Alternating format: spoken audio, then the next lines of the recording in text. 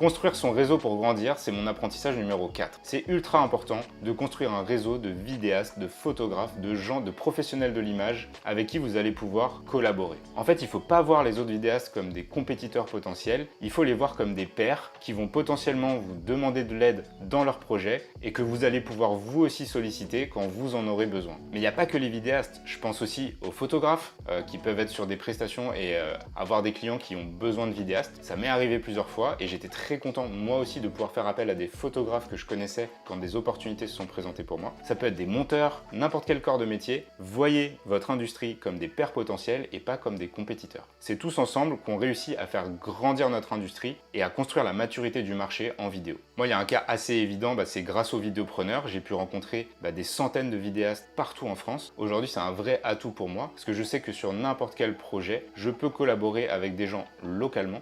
Je peux demander de l'aide auprès de vidéastes qui partagent les mêmes problématiques que moi et je peux bénéficier aussi de leur réseau lorsque j'ai besoin d'une compétence spécifique. Si par exemple sur un projet j'ai besoin d'un motion designer avec des compétences très particulières, je suis pratiquement sûr que dans le réseau des vidéopreneurs, je vais trouver quelqu'un qui sait faire ça. Un autre exemple de scénario et pour lequel j'étais bien content d'avoir réussi à construire mon réseau, c'est lorsque je suis parti en Californie pendant 10 jours, j'étais bien content de pouvoir compter sur des professionnels à qui j'ai pu confier mes projets et qui ont réussi à faire avancer mes projets clients pendant que moi j'étais concentré sur une autre opération. Quand on arrive à faire grandir son réseau, on augmente sa capacité de production, on arrive à construire plus d'opportunités et justement, on va parler de ces gros projets. Pour construire un chiffre d'affaires conséquent, il va falloir trouver des grosses prods.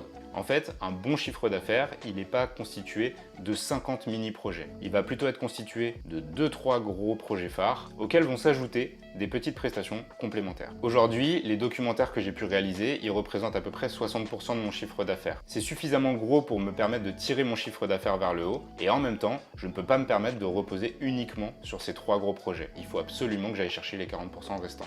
Avec les vidéopreneurs, j'ai aussi vu beaucoup de vidéastes qui faisaient beaucoup de quantité et donc qui arrivaient à trouver beaucoup de petites prestations, mais qui arrivaient toujours à cet effet de seuil. Et donc pour le briser, il va falloir réussir à aller chercher ces 2-3 grosses productions qui vont d'un coup faire construire votre CA. Il ne faut pas négliger le reste, mais ces 2-3 productions-là, elles vont vraiment vous permettre de construire votre image, de construire des vraies références dans votre portfolio, des vraies capacités à gérer des projets plus complexes. Et donc c'est elles qui vont vous permettre de faire un premier pas vers ces plus grosses productions. Et donc ce qu'on va chercher à faire, c'est de passer de plein de petits projets à de plus en plus de projets plus significatifs pour pouvoir faire grossir ce chiffre d'affaires.